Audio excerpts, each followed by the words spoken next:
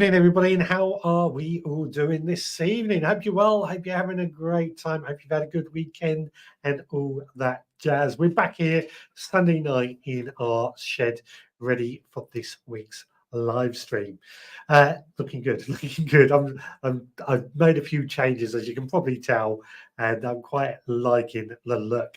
However, saying that, every comment, there was a few comments before we actually went live. Every comment of those has disappeared again. So I will go through the roll call. And if your comment I don't read out, then please write it again. I apologize for that, but it's out of my control. Now, what we're going to do tonight, we are going to be doing a little Q&A. So basically what we want is, I want a question that you might have about gardening, and we're all going to try and answer it together. We want as many questions as we can possibly fit in tonight, but what we're going to do is concentrate one question at a time. So the first question I see will be the question that we ask. Sounds complicated. I'm sure we will figure it out as we go along. But if you've got a question, get it in there now. As first of all, let's see. Over on Instagram, Kev Moo Liverpool has joined. Welcome along. Hope you are well. Here on Instagram, Richard Golden on Instagram. Here on the Facebook and YouTube, Richard Golden has joined and says, hello all, good evening to you.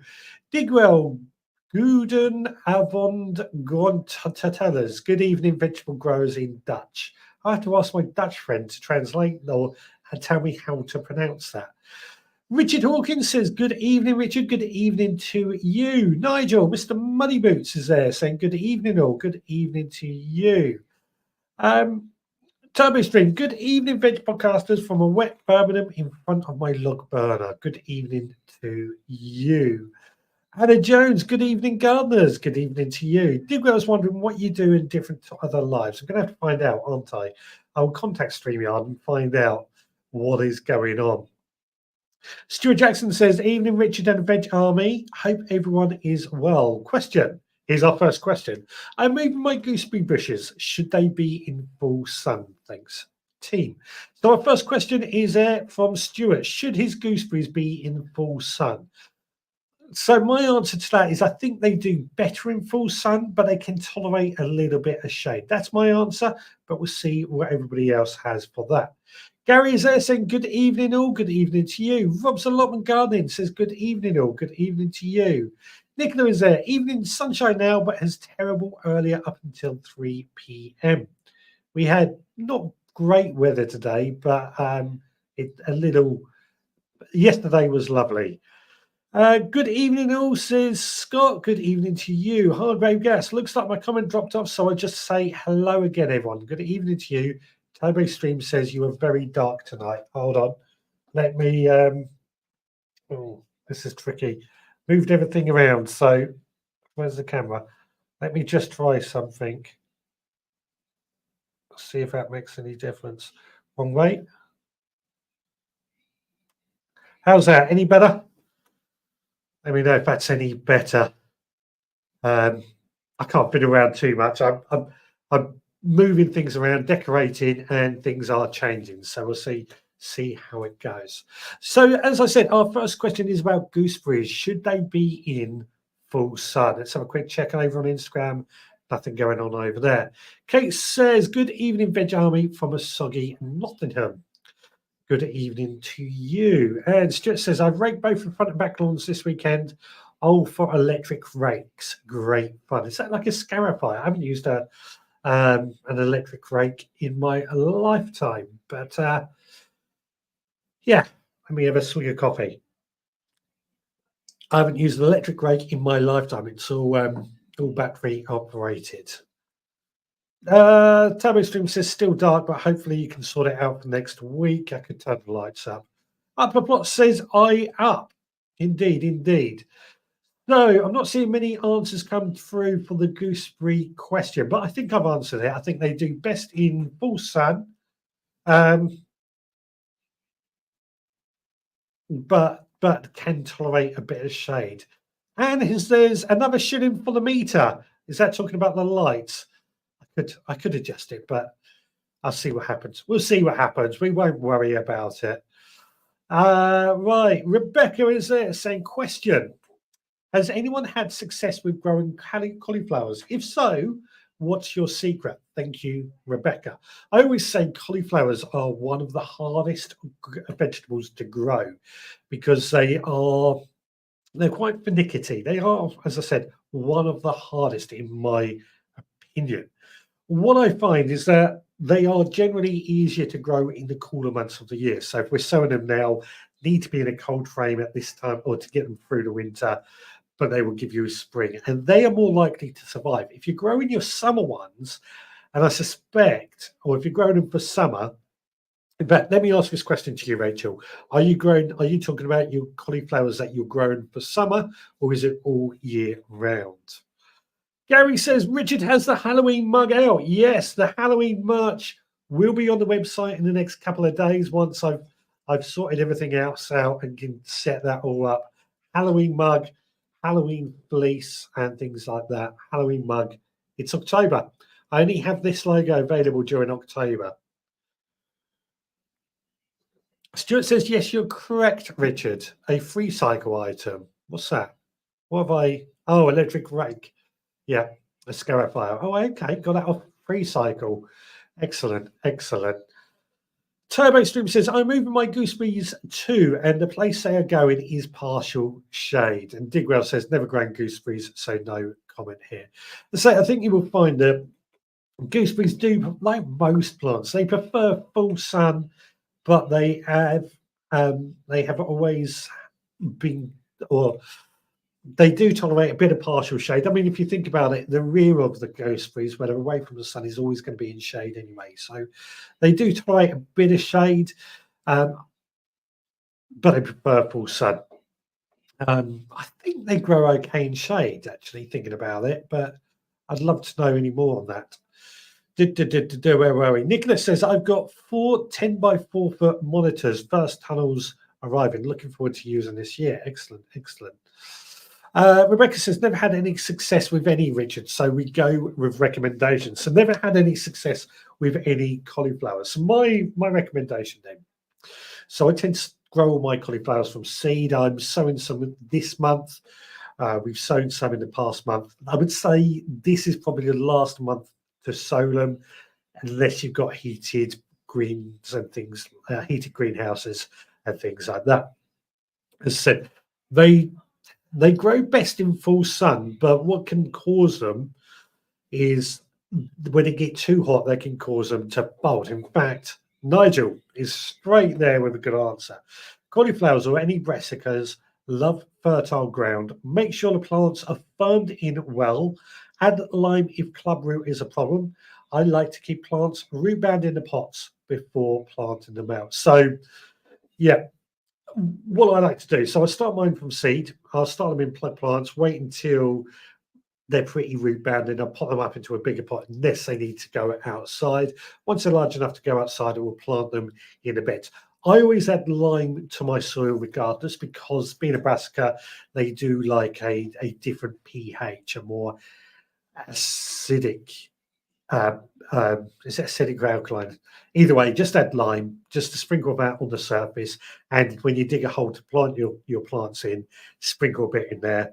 Add a bit of grow more as well, or chicken manure pellets work quite well as well. Firm the soil, because as all brassicas, as Nigel says, they like firm soil. Keep them well watered. Feed with a chicken manure, alkaline. Thank you, Digwell. Alkaline. That's what I was looking for. I'm getting everything out my head there. Firm them in well, because they don't like to move in the soil. And if it gets hot or sunny, you might want to put some shade in over them just to keep them out the shade, keep them a bit cooler. Turbo Stream says, cauliflower needs firm soil. I add a handful of chicken manure pellets in the hole when I plant mine too. I now grow them under EnviroMesh and have a decent crop this year. So EnviroMesh, keep the pigeons away as well. Keep the soil moist as well. Keep the soil moist and cool will help. Nicholas says that should have read mini tunnels.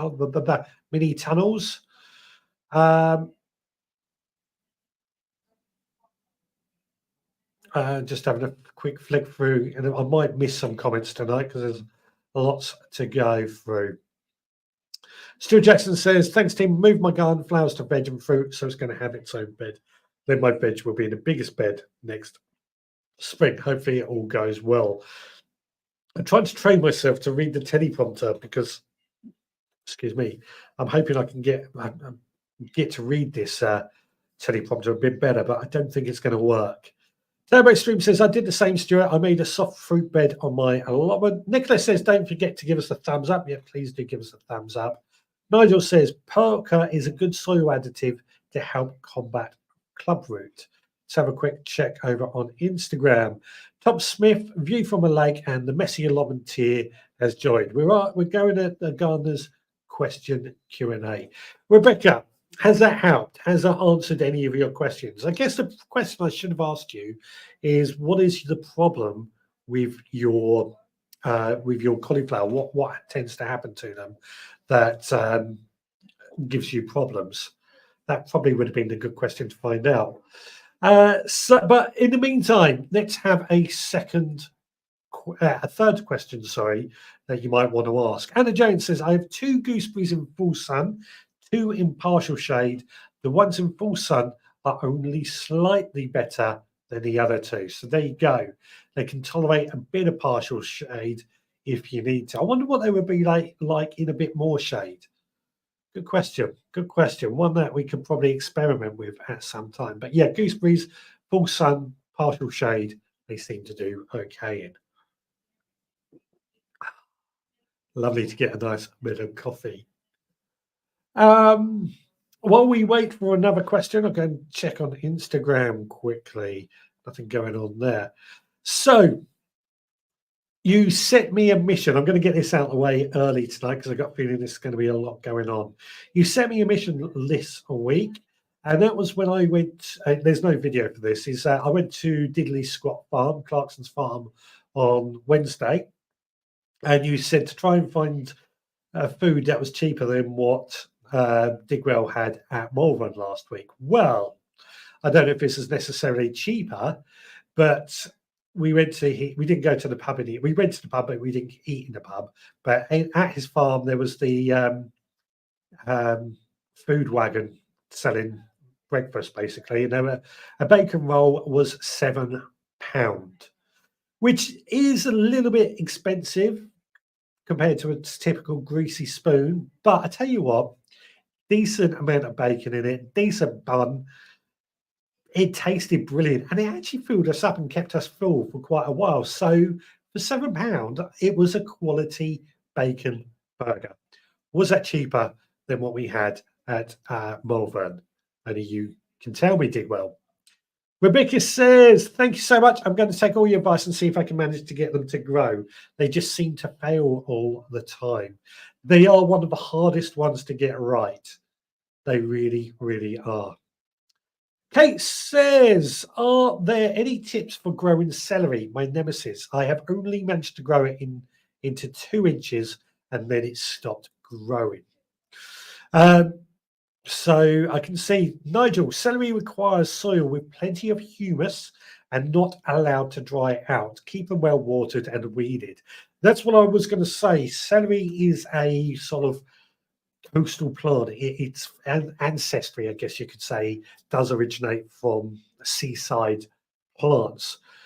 So it needs a lot of water, and I mean a lot of water. Not waterlogged, but dry, moist, damp at all times. A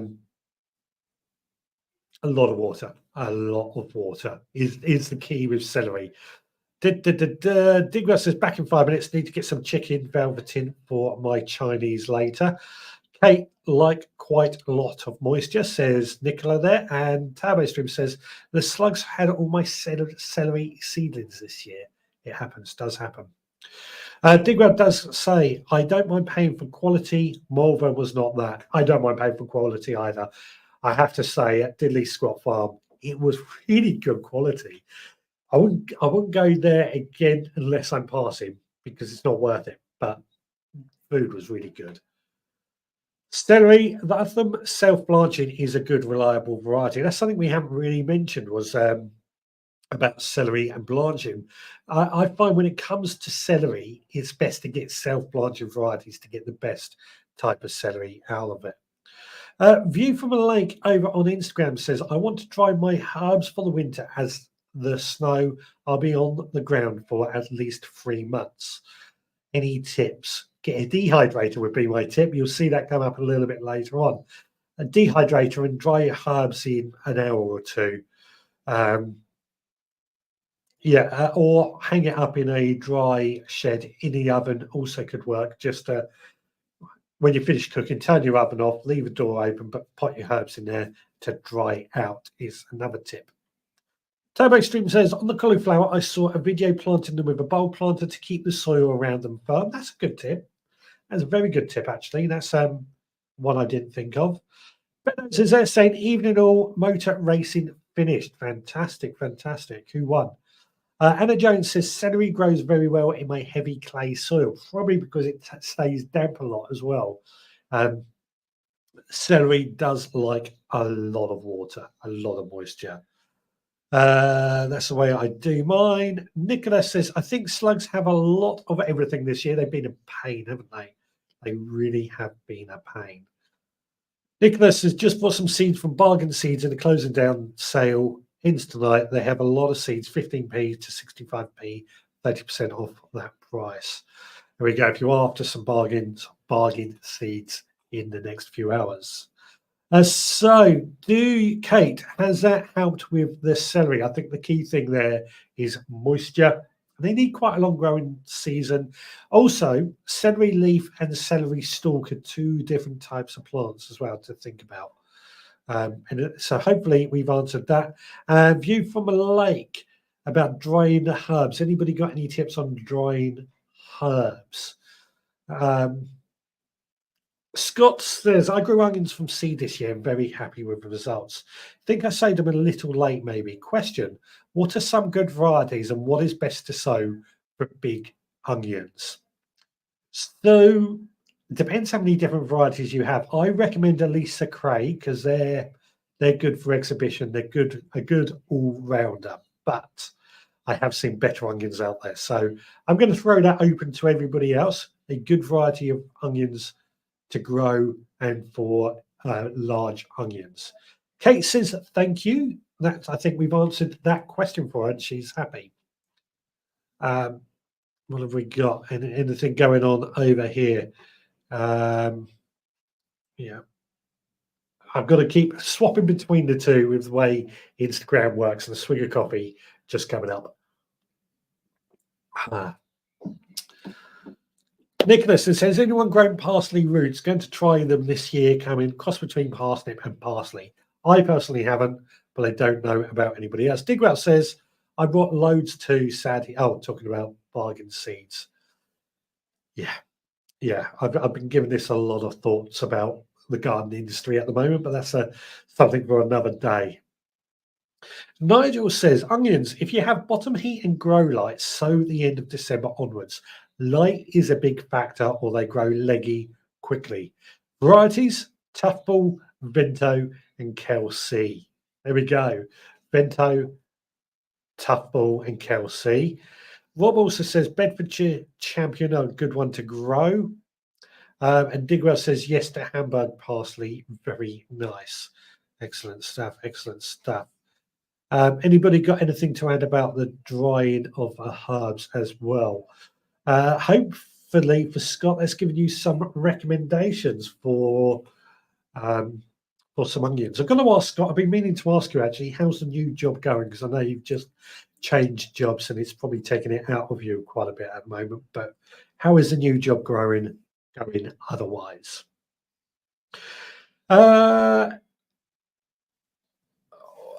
Rebecca says, and I'm going to say this, is this a question or a variety? Mammoth onion. What about a mammoth onion? Is that a variety that I'm not aware of, or is that a question?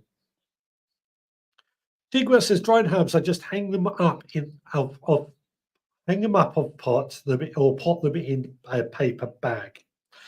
You've got to remember, view from a lake is in Canada, which is probably getting quite cold at the moment. I think she's in the coldest part of Canada as well. Anne says, herbs, pick when morning dew has gone, tie bundles of elastic band, hang in ceiling of dry summer house / shred, crumble into dry jars when brittle. There we go. There we go. So shed could do the job as well. Kate says, I'm going to be doing my herbs in my hydroponics as suggested by Richard. I'm actually attending a herbs for my fibromyalgia workshop, so looking at the medicinal properties as well as culinary. Excellent, excellent. I'm hoping next week we can talk about hydroponics, but more on that later on. Nigel says Robinson's mammoth onion is another large variety. And Stuart says, which is the best salad leaf to grow over winter? Herbs, just hang them up in dry place indoors, leave them until they are ready. Best salad leaf to grow over winter. Corn salad is a really good one, actually. Corn salad would be my first recommendation because it grows really well. And then, of course, there's winter lettuce. Nicholas says, my bedroom glows with grow lights from the beginning of the year. Looks like aliens are living in my home. Nigel says, miner's lettuce are a good variety to overwinter. Miner's lettuce. I'm also thinking of winter varieties of lettuce, such as Marvel of all seasons or all year round. There's one more, and I can't think. Winter density, I think it's called. Enjoying it loads, says Scott. Very busy, but finding my feet now. Things should settle down now. Excellent stuff. Excellent stuff. Check over on Instagram. View from a lake says, not too cold yet in Montreal. Thanks for the tips, guys. Thank you for sharing your question. More questions, please. Let's best salad leaf is a question we're on to at the moment. Quick check on the time. We're doing well so far. I think we're getting lots of questions come in, and lots of people are answering, which is exactly what I want. I saw this as being like, I don't know if anybody listens to the LBC radio station during the week. On a Thursday at 12, James O'Brien does Mystery Hour, where people ring in with a question and other people ring in with the answer. That's where I want to try and get this.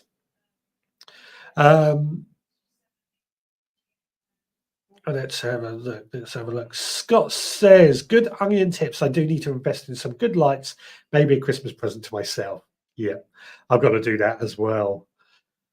Nigel says, do you get helicopters hovering above, talking about the grow lights? Stuart says, thank you, team. I want to grow more salad at school. Don't forget microgreens as well. These grow indoors. Just suddenly thought of another one that we could grow over winter, microgreens. And there's loads and loads of different varieties of microgreens. Cress being the obvious one. You've got coriander, pea shoots, bean shoots, loads and loads of different ones there. So don't forget the microgreens. I think that might just help. Kate says, slugs decimated everything in my cupboard raised bed except lamb's lettuce / corn lettuce, left alone and grown great. Excellent, excellent, excellent. Just put a load of lettuce in my indoor hydroponics. Excellent. And oh God, Nicola, my hydroponics is a light also used by people of ill repute for special herbs. I'm worried I'll get a reputation. Don't worry about it. I think these days people are becoming more and more aware of grow lights and being used in vegetable gardening and stuff because it is becoming a bit more common. Idaho has joined. Hello, Richard in chat. Hello, Idaho. What we're doing tonight is anybody in the audience can ask a question and we're going to try and answer it together. And I think it's time now. I think we've answered the questions. Time now for another question from you. If you've got a question, throw it in the chat. Turbostream says, I don't have success with winter onions, winter sown onions on Boxing Day despite grow lights. I do better with spring sown ones in my seed bed in April. Whatever works. I have noticed that using seed compost doesn't promote good growth once they are grown, but once you put them into multi-purpose, they tend to grow quite well. If it works for you in spring, then do that. Stuart says, I'm trying not to grow in my classroom as our new classrooms have no windowsills. So hopefully we will use the veggie pods. You can grow microgreens in your veggie pod. You can grow microgreens in your veggie pod, in raised beds, in greenhouses, not necessarily even on windowsills. That's just the option for those who don't have much space. But there are other things that other places to sow them as well. Rob says, I will sow my onions early December. Indoors, outdoors, under grow lights, under heat. Let us know. Question from Nicola. New sheds, treatment. I'm thinking spirit-based over water-based. These aren't tantalized, are 40 mil thick planks. That's 4 centimeters, just under 2 inches. So that's pretty thick. What would you use to treat a shed, a brand new shed, to stop it rotting and decaying? I would probably go for my sheep's wool stuff. Have I got it up here? You Stop Rot, it's called. Just had a look over my shoulder to see it. It will. I would go for that sort of thing, in my opinion. But that's that's open to anybody else. Rob says indoors under heat and light in my attic. Yes, of course. I forget you do it in the attic. I should know. I should know that because it's quite unusual. Right, a swig of coffee coming up from the Halloween mug. Should display it more. So, I'll tell you what we're going to do. While you come up with your answer to the new shed question, what to tantalize your new shed with, I am going to go to one of the videos that we've, for the cooking videos, that is. And it was what to do with grapes. Okay, another suggestion that you wanted me to create was raisins. So on my dehydrator, I've never done this before. On my dehydrator, I've just done a single layer to test this out. I've put in a load of my harvested grapes. Just going to whack the lid on and we're going to turn it on. That will get a fan running and get it heated up and start to dehydrate and dry out those grapes, which hopefully will become raisins, or will they be sultanas? Let me know what you think. Let's find out how they get on in the morning. So these are the raisins. These are what we made. That tray has made some raisins. It's not great light in there, is it? So I haven't tried these. I'm going to see what they taste like. Oh, they might be a bit overdone. That was very crunchy, but God, that's sweet. Sweet, sour, I'm not sure. Try another one. That one was a little bit better. Oh, they're really nice, actually. They are really, really nice. I'm going to try a few more. Homemade raisins. Homemade raisins. Who would have thought it? We could do it. We've done it. They're really, really nice. There we go. So, Turbo Stream says, I sowed winter onions in late July and only 2 germinated. Most things fare better direct sown with me. It makes sense. I do think most plants will do better direct sown if you don't have any weeds. Meadows, years ago we used engine oil on the shed. Used engine oil. Kate says those raisins look great. They've worked. They've worked. Nigel says old engine oil and creosote soap mix has worked well in the past for me as a shed preserve. I thought creosote has been banned, but I could be wrong on that. I know it used to be the best, wasn't it? And what have we got? Kate says if you pop them in yogurt, they will rehydrate a little too. I might have to get a dehydrator now. We use our dehydrator quite often, not just for grapes, but we even do some dog treats for Roxy with our dehydrator. Use it a lot, but definitely we've made grapes. We've made raisins out of grapes. Luckily, because I've got a lot of grapes to use, you'll see in a video later on. Oh, well, I suggested, but never tried it before. I need to grow grapes now to do this. They look great. There's a few that are a bit crunchy, that are a bit overcooked, but it's worked. It's worked, and I'm quite happy with that. Let's have a quick check on Instagram. Nothing going on over there, but there's always chance. Yeah. Stuart Jackson is in with another question. I was about to ask for another question anyway. Another question. Storing chilies, how long should the stocks be? I like to put them on a string, but last year's didn't last well. Thanks. I think it's how long should the stalks be? I you usually don't thread through the stalk. You usually thread through the green bit nearer the chili. So I don't think the length of a stalk really makes much difference. But I'm going to throw that one open to anyone else out there. I don't tend to store my chilies like that. I would possibly put some in the dehydrator to dry them, turn them into chili powder or chili flakes, or I will freeze some. That's the three ways I tend to store my chilies. Either way, as Rebecca says, the freezer works best for me with chilies. I've got to say, it works best for me as well. Turbo Stream says you can buy creosote substitute, but it's not as good as the original stuff. I think it's more of a water based now as well, isn't it? Nicholas says old engine is small, smelly, and can cause cancer. What for cabin / shed Airbnb? Hopefully, I don't know. I would look at that U-stop stuff. It's not cheap, but I think it will do a good job. What's it called? U-stop rot from Andermatt. Speaking of chilies, you okay, Digwell? Yeah, good question. Are you okay, Digwell? If anybody doesn't know what we're talking about there, there's a video up in the group, I think also on Digwell's YouTube channel, where he tried a few chilies and he got a little bit hot, I think it would safe to say. It's quite amusing if you go and watch the video. The Digwell says, mine are about 1 centimeters, but I thread through the top of the chili so they bent a bit.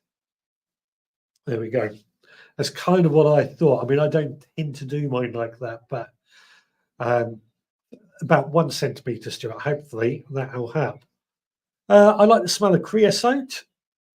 I do too, actually. It's just banned now, isn't it? Stuart says, then it's in the freezer for my chilies, then, as I have around 40 to store. Thanks, team. No problem. No problem. Always good to answer a question like that.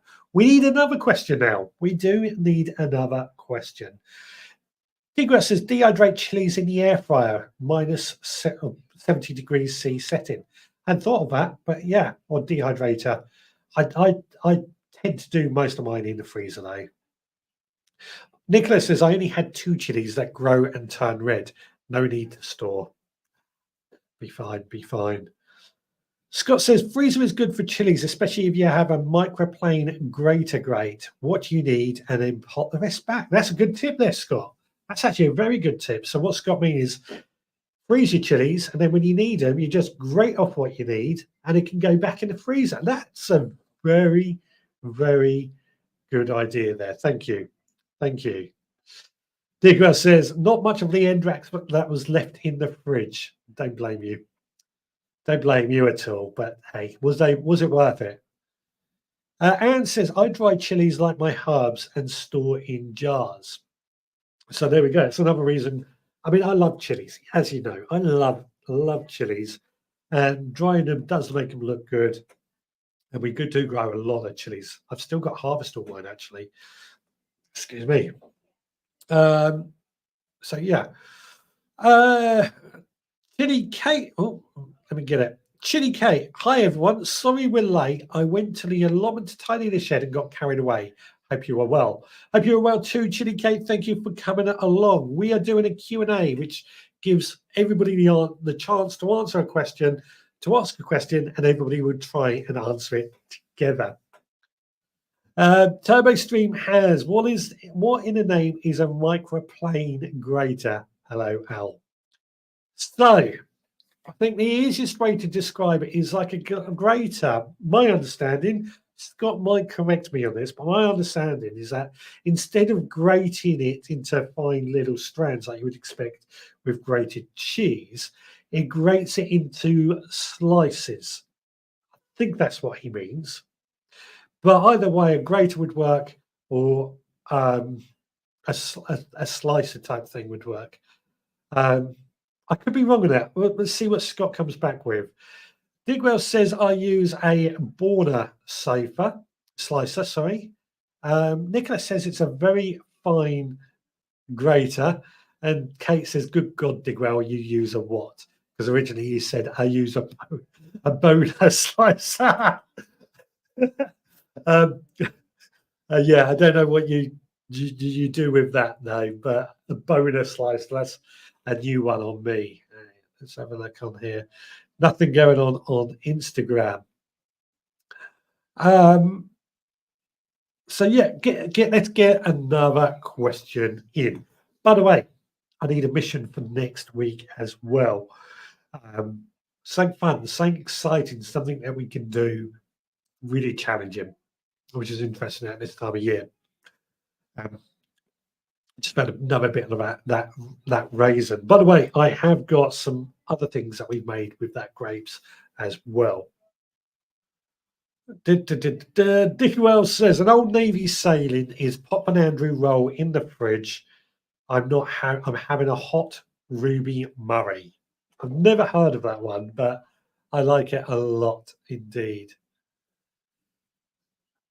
Come on in. Let's get some more questions from you guys. I'm trying to think if I got any questions that I could do with answering, or that you might help me out with. And I did think of some questions, and I've forgotten them, of course. This is sometimes why I need to keep carrying around a pad of paper to really try and write down all these questions that I might have. Digwell says, bloody autocorrect pissing me off tonight. It happens sometimes. I'm sorry if there's any children. Sorry. Hopefully there's no children watching. Yeah. I can see there's a lot of people having trouble with autocorrect tonight, but it's amusing what comes out. Trying to think, what was the question that I wanted to ask everyone? I can't remember, but I get the chance to ask you questions every week, so I don't know. I'm about to dig up my horseradish and think I'm going to grate some and preserve in vinegar. Thoughts? Do it. Do it, do it, do it, do it, do it, do it, do it, do it. Just to be clear, do it. It's a great way to preserve horseradish. Might want to keep a bit back of the horseradish to plant again next year. And then you can dip in and just use it as and when you need it. And the vinegar will preserve it quite well. I've done it with garlic this year, actually, and that's worked really, really well. However, sorry, I'll come to that in a minute. One other thing you might want to look at is horseradish sauce as well. Horseradish sauce, really, really good. Oh, she says, and she also says that I can add cream when needed. Scott says it is a very sharp but safe to use grater that is very fine, creates more of a paste than shavings. I got it wrong. So apologies. I thought it was one that did slices. You know, you get on some graters slices, slices of chilies, but very fine things like that. Are we talking like a Parmesan grater, grated Parmesan cheese? Tommy Stream says, I hate autocorrect. I'm loving the autocorrect tonight. It is quite funny seeing it come up here. Upperplot says, what do people use to plan for next year? Spreadsheet, app, or pen and paper? Good question, actually. That is a very good question. For me, it's a mix of everything, but that's my ADD. I get ideas at the inappropriate moments. So I either have to do it and then I lose my notes. On a whole, it would probably be pen and paper, but I have used apps. It's just for me, and spreadsheets. It's hard. It's hard to know what's the right answer. But good question there. Good question there. I'll come back to that question in a bit, Stuart. Rob says, I don't plan, I just do. Pen and paper here for planning my plot out, says Tyree Stream. Kate says, oh, I'll come to that question in a moment as well. My plans never go to plan, so don't really bother much. I I use a notebook, journal, and pencil. And turbo streams, but often I plant stuff where there is a gap and the plan is at home, so it all goes to pot. Yes, very similar to Parmesan grater. You were thinking of a mandolin, or as I like to call them, fingertip removers. Yes, that's it. That's it. That's correct. I was thinking of mandolin. Parmesan grater. Okay, okay. So, what do you use to plan for the next year? And then, where was that question? Two questions I saw. Stuart says, grafting, any tips? I've tried to do it at school with the children, but not very successful so far. My tip with grafting is getting the right bits, the right size bits to keep them together, tie it together, and be incredibly, incredibly patient. It takes a long, long time. But anybody got any other tips on grafting? And Kate says, I want to grow ginger. Would it work if I grow it indoors over winter? No. You want to start it off in the winter, sort of maybe January, February, March, indoors. I tend to treat mine like they're indoor plants. It's still growing at the moment. We're expecting them to die back any day now. Once they die back, we will give it a couple of days and then we'll harvest the ginger, sorry, and then we will replant some of the bits that are gonna produce ginger for next year. We can tell what that is, and then I will replant them straight away because I have them here. But you won't find them in garden centres until late January, February, March, and that's when you want to go and buy them and plant them up. I treat them like an indoor plant, but they can actually go outside in the summer. That's my answer to that. It would work, but start them off indoors. Where were we? Where were we? Kate says, I use a notebook. I've also got a seed calendar for Christmas. So I also plan around the surprise seeds too. Yeah. Yeah. That's the trouble, isn't it? I get so many seeds. I never really know what I'm going to do from month to month, really. But good answer. Rebecca has also a question. What grain is used to make semolina? Does anyone know without using Google? What is used to, isn't it? I can't think what grain it is. Yeah, I can't remember what it is. Digrat says vinegar stabilizes the flavor of horseradish. When you add it, it will affect the outcome. And when you add it too soon, the horseradish will be marred. For hot, be sure to wait 3 minutes before adding vinegar. There we go. That's an answer to that question. That I didn't think were coming up there. Chili Cake says, you say that, Richard, but the last 2 years I've planted ginger in spring and nothing. They've forgotten to plant on a windowsill, and around September they've started sprouting. So that's not unusual. I used to find out with my ginger as well. I used to sort of think it was doing nothing, especially if it was in my cool greenhouse, until we went to Chili Fiesta, which was normally July, August, and then it started to show itself. Generally speaking, ginger doesn't start to show itself until summer anyway. So you got to wait till summer before it shows sign of life. You've got to be really, really patient with it. But recently, the ginger I'm growing now does come a little bit earlier, but that's partly because I'm leaving it indoors where it's a little bit warmer. But yeah, that's my thoughts with ginger. Anybody else got any experiences about that would be good. Scott, I've managed to actually grow one sweet pepper in my porch. How long should I leave it till I pick it? It's about the size of a small apple. Pick it now. Chili Cake says Durham wheat for semolina. And Chili Field, Durham wheat for semolina, I believe. And Digwell says Durham as well. So there we go. Chili Cake says this year is about 4 inches tall. That's quite short. So my ginger, I have to bring it and show you. It's like that tall, but it should be bigger, really. It should be bigger, really.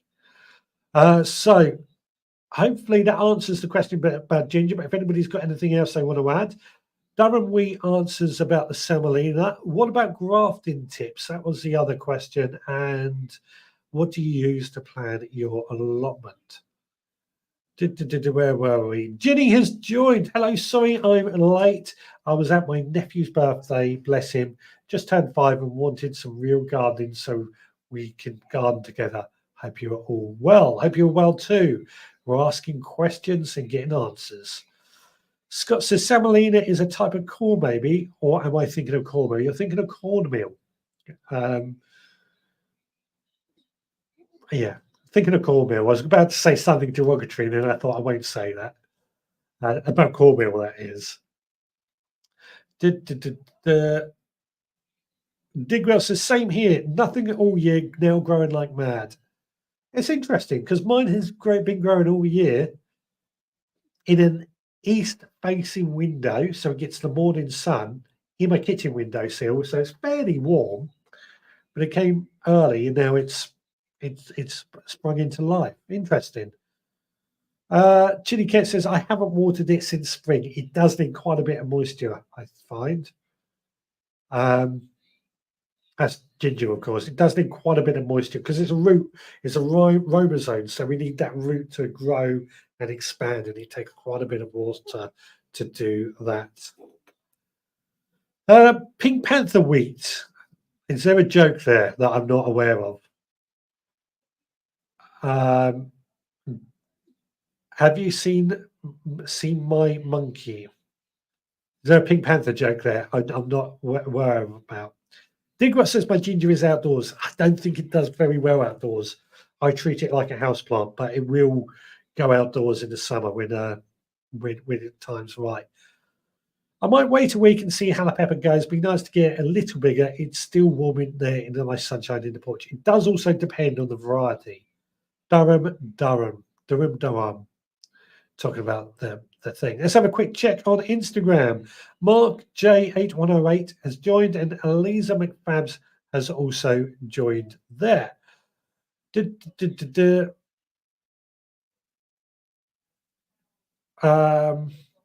have a look. Let's go.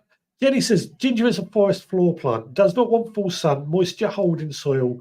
Queer works well. Yeah. Yeah, it is a forest plant. I've just left. I'd say I harvested it and replanted it almost straight away, and it seems to do very well. Richard, the theme music, I think. Durham. Oh, with you now. Sorry, Durham. No, that's not it. I can't think what it is now. I'll have to come up. I'll have to look into that afterwards. The pepper was the supporter club seed. So that would, I can't remember what it was. You're probably about the right size for it. I can't remember what variety it was, but probably about the right size for it. Chili Kate says, I meant to make a film of the front garden beds with chilies, peppers, and aubergines for the show, but time ran away with me. There's always next week. We'd love to see it. We would love to see it, Chili Kate. There's always next week. Now, talking of that, let's go to another video quickly, my second cook-along video. So this week's recipe is going to be around all these grapes. There's quite a few here, as I'm sure you can see. So we've got to find some good recipes to use these up. And here we have 1 kilo of the grapes, obviously with all the stalks removed, just in a pan under a fairly low heat. We're just going to try and squash with a potato masher some of the juice. Now we'll give that a few more minutes, and we will repeat until all the juice, all the grapes are easy to squash. Just got to keep an eye on it and make sure it's doing its thing. Okay, so our grapes have simmered quite nicely. What I've got here is a bowl with a very fine sieve and a towel. I've sterilised the towel by running over it with an iron, hot iron. And all we're going to do now is take all this grape liquid and strain it through like so. I can hear the juice, grape juice, just dripping through. Now, I will leave that overnight to really let all the juices out and see how we get on before we move on with the next step. So I'll see you in the morning.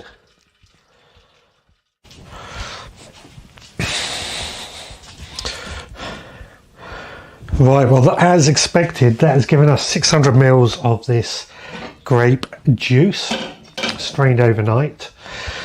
So 600 mils is what the recipe expected us to get. So far, looking good. It smells lovely as well.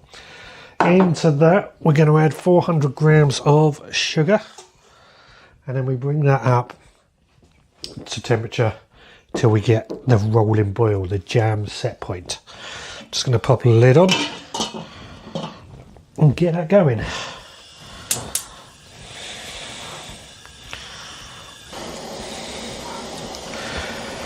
So we've got a nice rolling boil, as you can see here, with all the bubbles all over the place.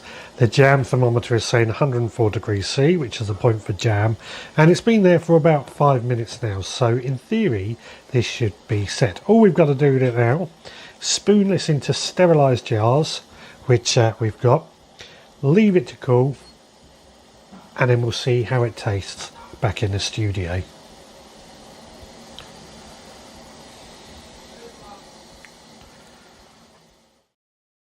Indeed, so I got this little pinch pot of this grape jelly just here.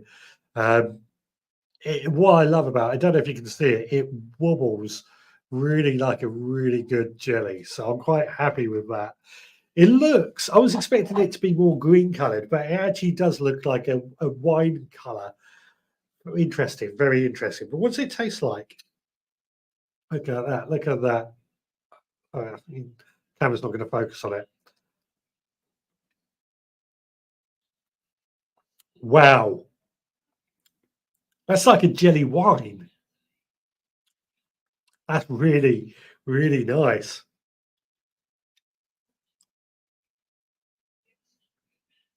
That's like a jelly wine. I mean, I don't drink wine, but it's a jelly wine without the alcohol.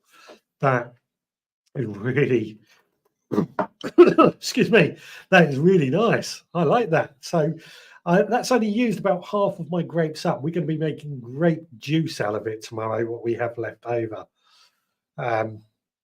Oh, lovely, lovely. So what have we got? Rob says, my old boss was called John Durham. We used to call him the Pink Panther. He hated it. I can't remember the Pink Panther theme tune, weirdly. I'm going to have to look into that. Me too, Turbo. Mine is a bit bigger. I will make that film. Thank you. Nicholas says, well, that's a nice lot of grapes. How old is the vine? It's about 2-3 years old. I think maybe 3. Maybe a bit more than that. But I think about 2, 3, 4, not more than 5. It's just produced really, really well with grapes this year. Really well. That was all from one vine. I've got 2 grapevines, one in a pot because it needs protecting over winter, but that didn't produce any. This was in my outdoor one all year round. Going to have to give it a really good tidy up over the winter because it is getting a little bit big, a little bit out of control, but boy, was it worth it. Nice masher. Where did you get it from? It is a Q&A after all this week. Where did we get a masher from? I want to say Lakeland, but I don't know. What was the other one called? I can't remember. I'll have to ask Amanda where it came from in a bit. She might be able to tell me. Yeah, I can't remember. I'm sold on jelly wine. It's really nice. It's really nice, actually. I've never grown peppers before, Chili Kate. Nicholas says, did you mash the grapes as well in a tea towel, just gravity? Just gravity. I always do that when it comes to making jellies. If you force it through, you can get more of a cloudy jelly. So I tend to just use gravity, leave it overnight, and that's it. Scott says that settles it on grown grapes. Do they need to be in a greenhouse? Depends on the variety. Depends on the variety. They will do better in a greenhouse, all varieties, but some varieties are absolutely fine outside. Go to a local nursery and ask for the best one that they can recommend. Mine are out. I said one of mine is outdoors. Well, both of mine are outdoors. One Excuse me, sorry. One just goes in the greenhouse over winter, to be sure. Hannah Jones says, looks lovely. Yeah, it is really nice, actually. Got my match at Poundland, says Beddoes, and says, I grow grape outdoors next to the house in Midhurst and gets lots of grapes. So definitely doable if in a mild area. Yeah. I mean, we've got lots of grapevines in our area. I'm not that far away from man in the grand scheme of things. We've got lots of what are they called? What's vineyards? That's it. We've got lots of vineyards in our area, so they can definitely grow outside. There are varieties that do need a bit of protection, but as I said, knowing where you are, there will be a variety suitable for outside for you. Digress says Durham. Yeah, I can't sing, so it's going out the window. Hope you didn't waste the pulp. Crumble with leftovers. Extracted most of the good stuff out of it. I gave it to the chickens though, so it doesn't get wasted. Idaho says nice jelly, and he's not as old as us. I no. All I remember is the Pink Panther cartoons, not the actual TV show. So learning something there. What's going on Instagram? Kimmy's Kitchen Garden has joined. Welcome along. So, any more questions that anybody has that we can throw in? I'm going to throw a question in.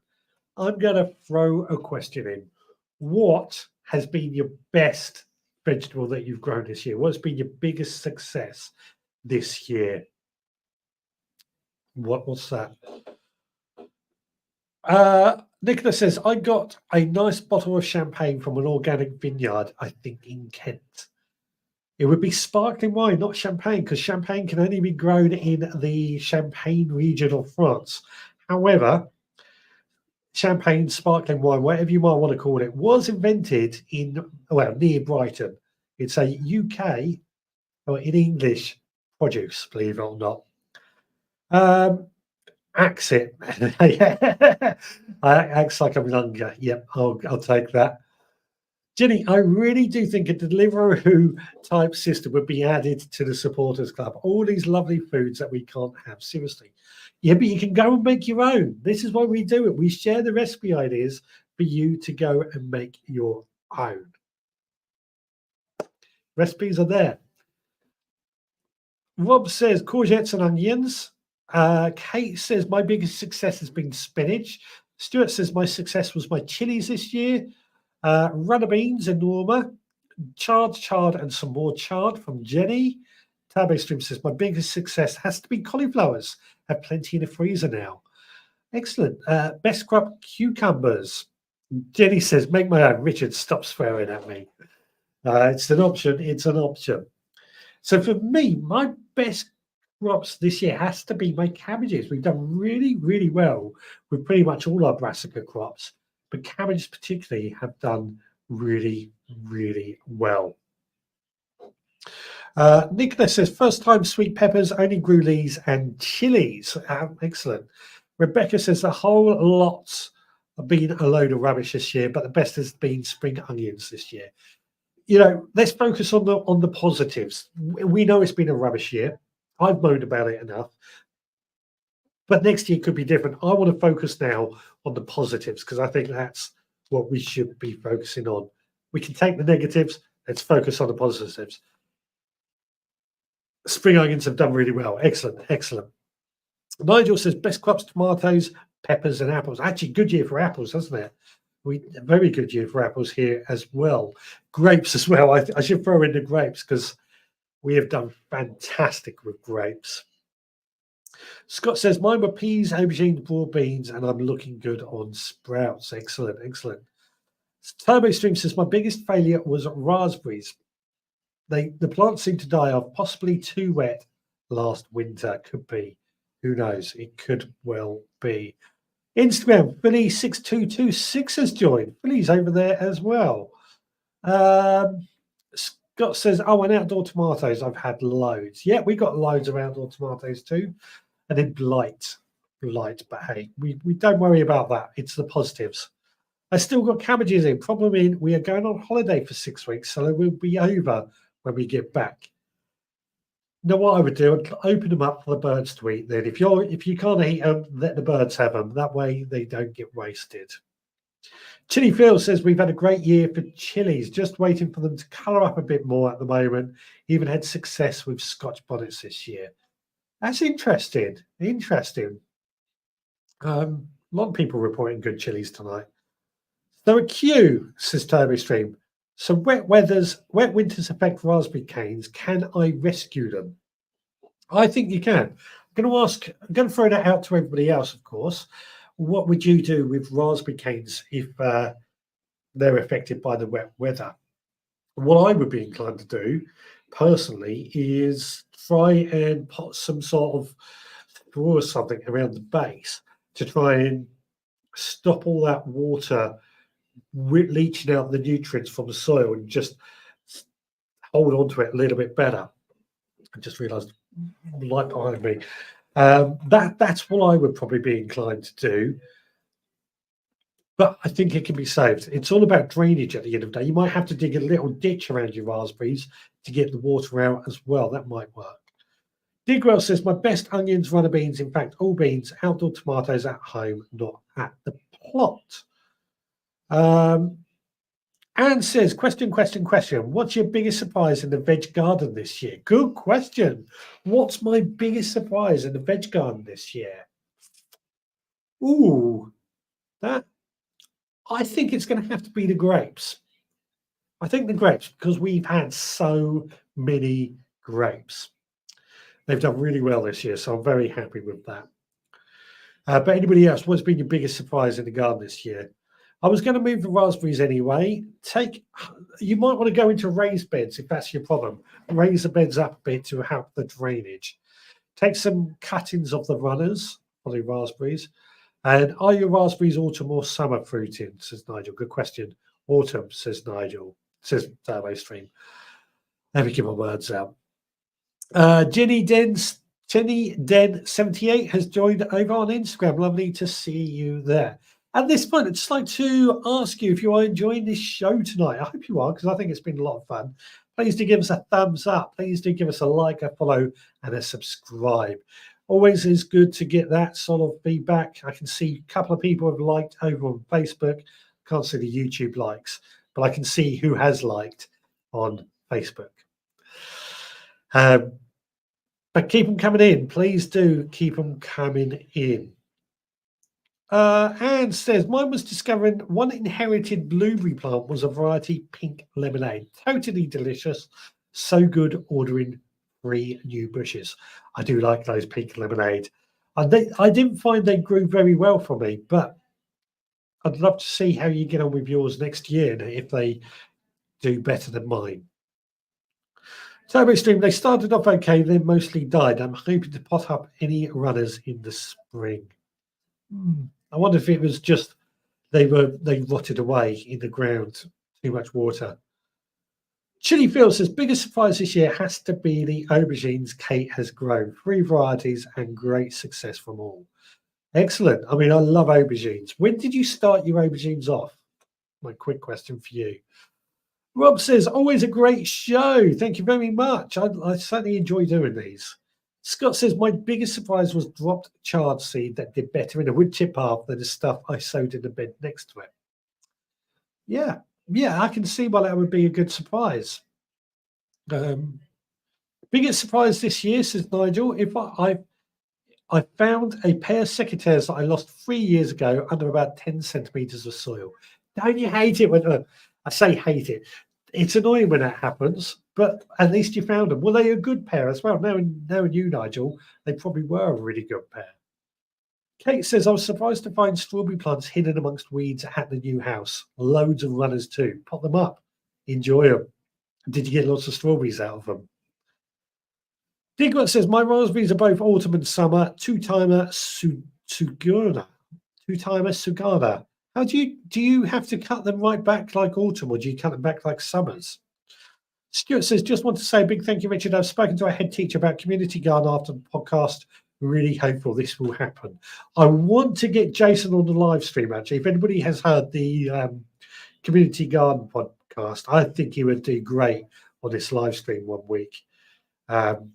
And you can fire some questions at him about community gardening. Nicholas says, Nigel, I had a similar in my last house, my third kitchen knife in the compost bin. I had that with a pair of shears once, garden shears. Found it in a compost bin. I thought I'd lost them, but I was glad to have found them.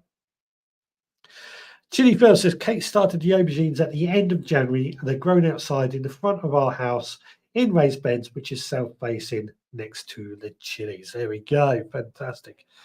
Anna Jones says, biggest surprise, very few insects. You've been lucky on that. I've had slugs and snails galore has been my problem, but so we're focusing on the positives. Turbo Stream, I found a trowel in my compost heap that I had lost. Chilies and celery, is that your best crops or your biggest surprise there, Nathan, from Allotted Chef? Digwell says both. They fruit on new and old wood, so you can treat each stem accordingly. Interesting. Very interesting. I'll have to check those out. Chili Cake says, my biggest surprise is that Phil spent 2 hours on the allotment with me yesterday. Might be something to do with our mate getting a plot nearby. Excellent. My biggest surprise was how good straw bales were. Mega harvests. You know what, Digwell, seeing how good your straw bales were has given me a thought that I might try straw bale gardening again. I'm going to do it. I'm going to do it. Right. Should we have a look at some of your photos? Because we've got a few photos to get through tonight as well. Of course, we'd love seeing your photos, and there's plenty here to go through. So first of all, Billy and Shipyard Gardener got to the allotment extra early in the morning. As you can see, it's still dark. They're using lights to see what they're doing. Apparently, the police stopped them as they were going in and asked what they were doing. And Shipyard turned around and said, well, I need to get my garlic in extra early. Beddoes, or bed peas, as I've put it here, has just cut the grass. And as soon as he's cut the grass, these mushrooms have appeared. And he's wondering why the mushrooms have germinated quicker than his seeds. Got to remember, it's the conditions. It's not right for the seeds, it's right for the mushrooms. And these aren't seeds. It's very complicated to understand mushrooms. It's just the fruiting thing. Chili Kate's end of September plot shot. Each month, Chili Kate has sent us a photo of her allotment at the beginning of the month. This is what it looks like at the end of September. It looks fantastic, I've got to say. Looks really good, I've got to say. Now, Kate, we spoke about broadcast sowing seeds, I think, with the green manures, and she said this is what she uses for sowing seeds. These are herb dispensers, I guess you could say, herb jars. Fill them up with her seeds, pop the lid on, and when she needs to broadcast sow them, she just sprinkles them around like she is using the herbs in cooking. So there you go. I think that is a great tip. One I'm going to be borrowing for myself to do, but great idea.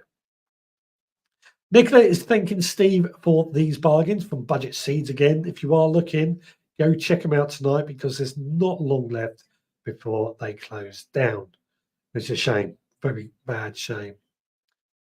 Dean has harvested his tomatoes. I put due to blight, but that was incorrect. They're just coming to the end. He was asking them whether the rest are going to ripen, and there was a lot of great answers to this in the comments because it was on the Facebook page group. So please do keep sharing your photos. You can post them in our Facebook group, send to me via social media, or email me, richard@veggroundpodcast.co.uk. That's richard@veggroundpodcast.co.uk. Excuse me. Quickly check Instagram. Nothing going on over there. Nicholas says, Digwell, snail damage in the straw bale garden. Did you get any snail damage in the straw bale garden, or snail slug damage as well? Chili Phil, see how good Chili Kate's plot looked after I spent 2 hours there cutting the grass yesterday. I don't want to get in the middle of a tip here, but it looks good. It looks good. Whatever happened, it looked good. Hannah Jones says, lovely plot shot. There you go, Chili Kate. Lovely plot shot, or whoever's taking the credit. Kate said, great photos. They were some really great photos. Please do keep sharing them. We've got another set of photos to go through in just a moment as well. So it's not over just yet. Plenty to keep us entertained for the last 20 minutes. Jenny also says, great photos. So what we need now is another question that we can throw out to everybody to answer. While you think of a question, while I wait for a question to appear on the screen, next Sunday at 6, I want to talk about, and of course, as you know, it's up to you, but hydroponic gardening. I know a few of you have hydroponic gardens and are looking at, excuse me, and are looking at and are they're becoming quite popular. So I want to find out, what would you grow in a hydroponic garden? I've got a hydroponic garden that is downstairs at the moment, and we're going to have it behind us next week. I want to sow a few more seeds into it, but I want to find out what you grow in it. So that's next week's discussion, if that's okay with you. If you've got any thoughts on that.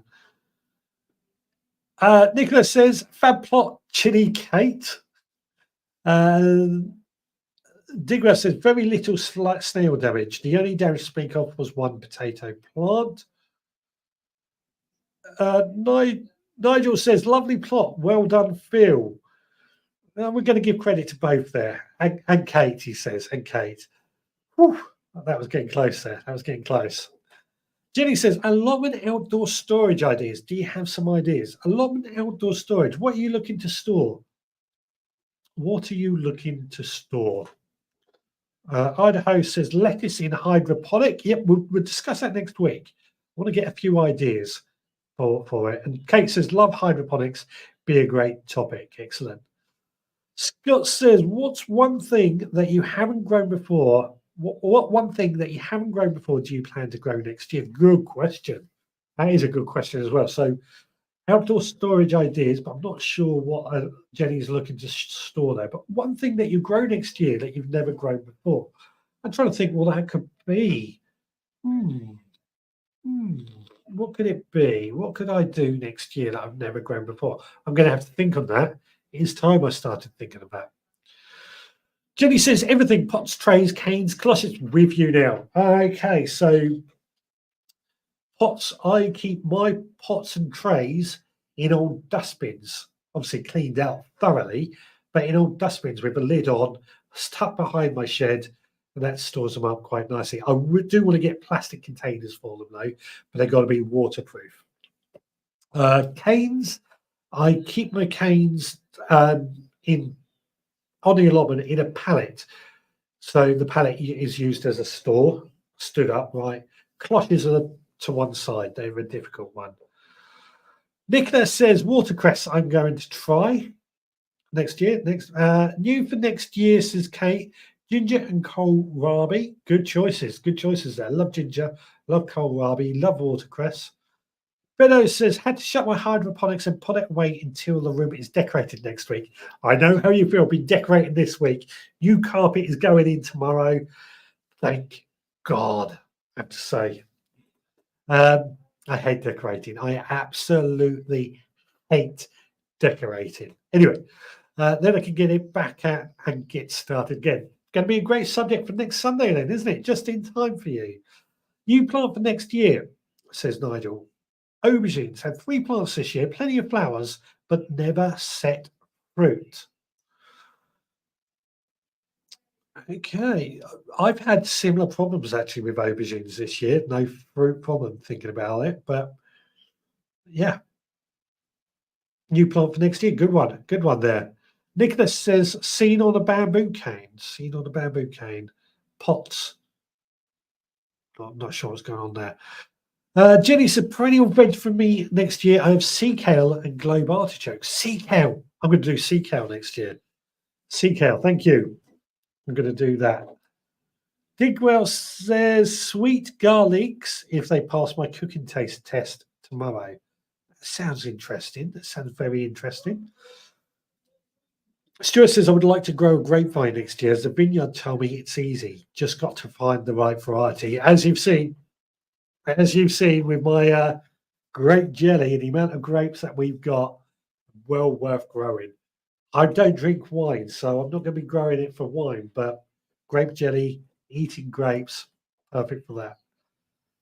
An idea for storing the cover netting /mesh. One of the vacuum storage bags, not expensive, and shrink down to store more easily. That's a very good idea. Very good idea there. Never thought of that. Nicholas says storage of plant pots on bamboo canes. And that, there we go. Yep, with you now. Yep, using a bamboo cane to store pots on. Digwell says that what was it called? Sweet garlics is a leek garlic cross. That sounds interesting as well. Chili Kate says, hopefully the asparagus I planted in spring is still alive and can go on the plot. Fingers crossed, fingers crossed. I've got my young asparagus has gone into the greenhouse this week. Love it, love it. Jenny said, thank you, Nicola. Turbo Stream, we'll try again with butternut squash after this year's non-germinated seeds. It's going to be, I don't know what's going on there. A lot of people had trouble. Great idea, Kate. Oh yeah, definitely a great idea of the vacuum storage bags. I hadn't thought of that myself. So should we have a quick look at the harvest photos quickly, and we'll see if there's any more question that comes in or any more answers to the questions so far. So these are the photos that we've been sent of the food that you have been harvested. And Nigel sent me this photo yesterday, the last of his sweet peppers. There's lots there. Look absolutely fantastic. Some good reds and yellows and greens, even some oranges in there. Looks fantastic and great to see. This was his apples as well. He said he had a good year for apples, and you can see that here right today. Funny enough, when he sent this to me, I was at an apple day yesterday, and this is exactly what we were looking at all day. And how about some Sunday lunch? He's harvesting potatoes, garlic, and potatoes, carrots, and cabbages. The carrots look really, really good. Now, chilies also, this is a Chili Kate and Chili Phil. I think more Chili Kate, if I'm not mistaken, harvested her potatoes as well. I'm not sure what variety they are, but there's a good lot of potatoes in that. And this was her largest, which is a good handful, isn't there? A good handful there. So please do. What have you harvested this week? What have you harvested this week? That's a good question to carry on with. Jenny says, best way to look after baby asparagus plants sown this spring in pots. So you've got to protect those pots as much as you possibly can. Mine will be going in unheated greenhouse. If you haven't got an unheated greenhouse, then a cold frame or something like that. If you haven't got that, cloche or Enviromesh as early as possible. It will die back. You've just got to try and look after that root as best as you can. It will come back. It is pretty hardy asparagus. Just got to make sure that root doesn't die off. No germination with butternut squash here either, says Digwell. A few people are having that trouble. And Idaho says, I store pots and trays in a large tote. Potting soil in another tote, fertilizers, in another tote, canes in a bucket. There we go.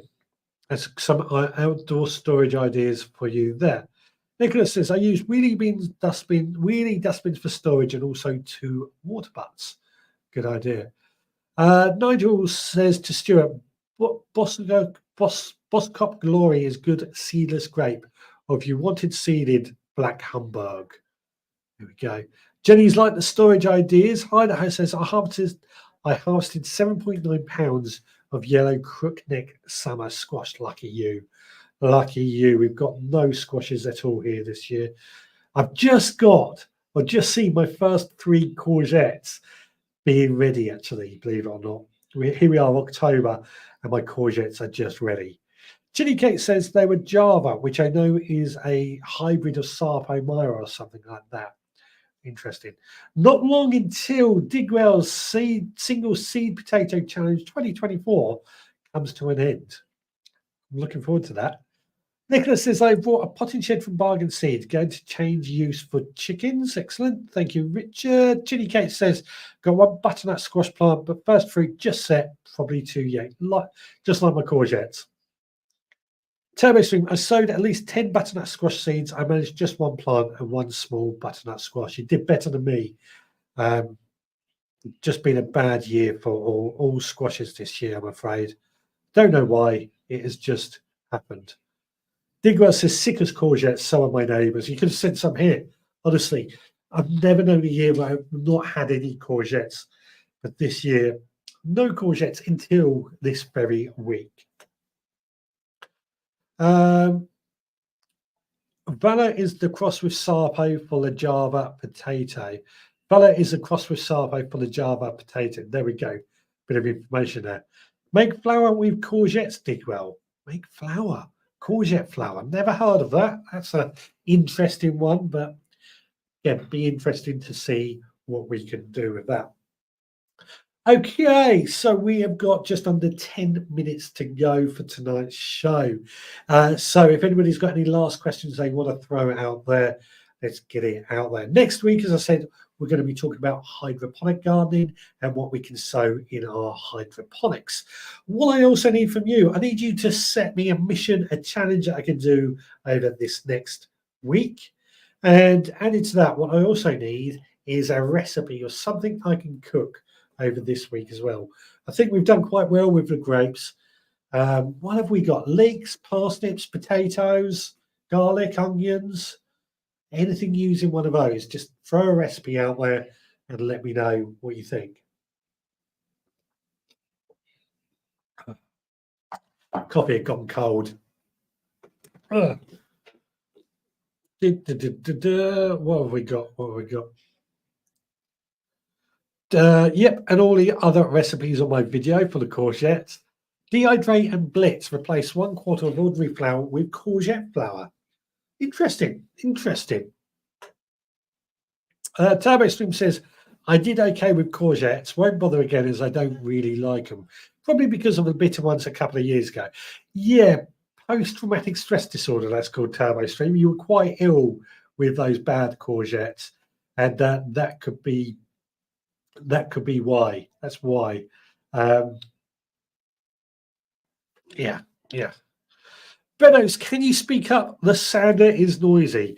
Hopefully my audio is okay tonight because although we've changed things around, the microphone should be okay. Although it is out of time, I'm aware of that.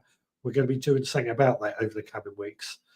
Recipe idea: honey garlic mayonnaise. Ooh, yes, honey garlic mayonnaise. Definitely one if I could do that. If that's with you guys, anyway. Reason I say that, I brought some honey from Diddley Squat Farm, bees juice as it's called. So be good to use that. Honey garlic mayonnaise. If everybody agrees to that, that would be a one I could do. Cook leeky potatoes, but not soup, please. What would you think? Oh, there's lots of ideas there. Lovely autumn vegetable soup. It's like eating a warm hug. Mayo, great idea. Sounds yummy, Kate. I've got to say, I really like the mayo idea. I think I'm going to do that. Nicholas says, love oven roasted courgettes or fried with lemon juice at the end. Yeah. My wife loves roasted fried courgettes. I'm not one for them though. Just nibble a courgette before cooking. Bit bitter, it. Yeah, I know. We know that. But what I think, when somebody's ill from it and it's pretty badly ill, it's hard to go back to it, isn't it? It's there. It's scary, really.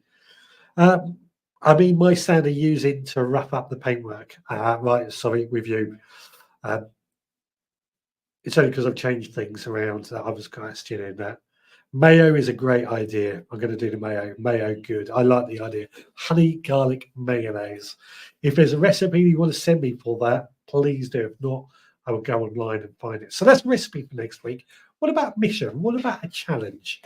Anything anybody got for that? Something you can really, really sink my teeth into and really challenge me with, because I'm off work this week. I've got no work this week because I'm on holiday.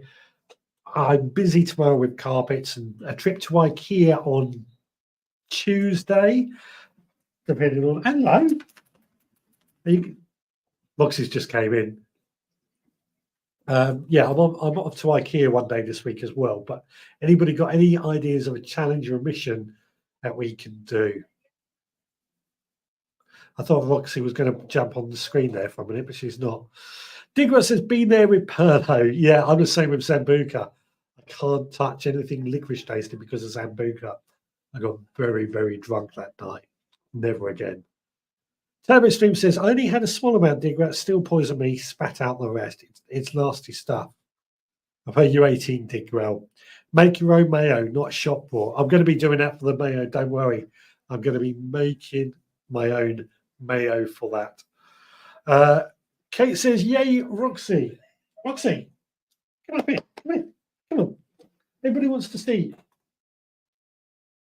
I've only got 2 cameras set up, so I can't put on a different camera. I'm hoping once the changes are made, we can have Roxy cam just for Roxy.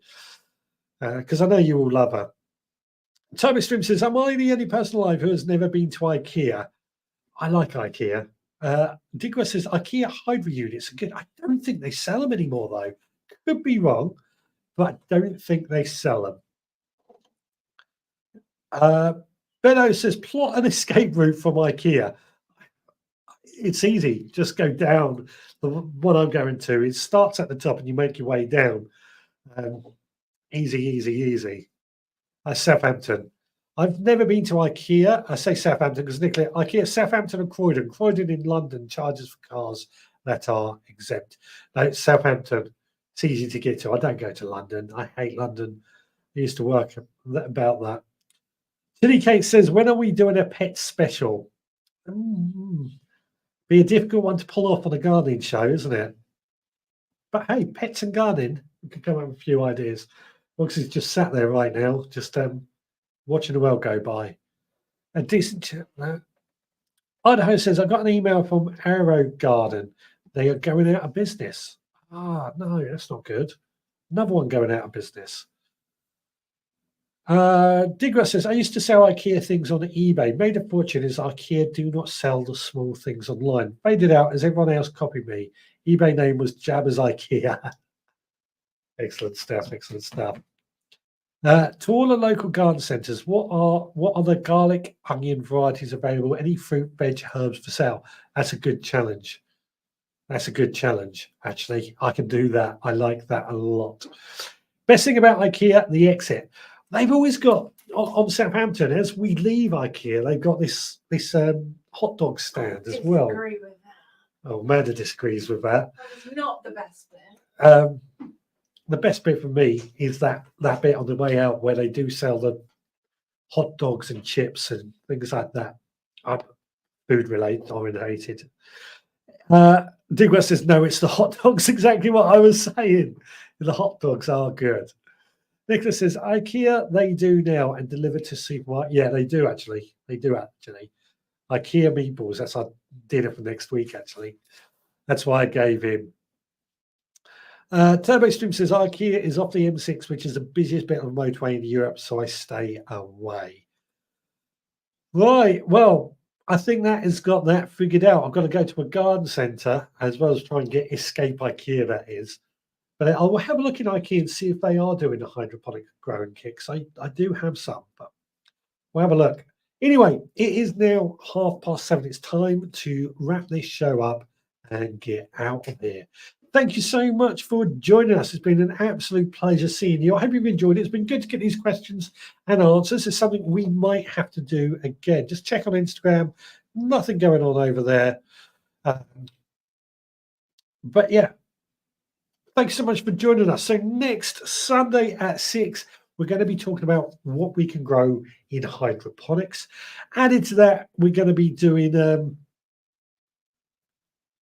garden centre to see what they are selling. Although Chili Kate has said, pick up Swedish cinnamon buns from IKEA and drop them to the chilies on the way home. Yeah. And we're going to be cooking up honey garlic mayonnaise. Right, guys, you take care. We'll see you again next Sunday at 6. Until then, have a good week. Don't forget to post your photos. If you've got any videos you want to send in, that would be great as well. Right, guys, you take care. See you again next time.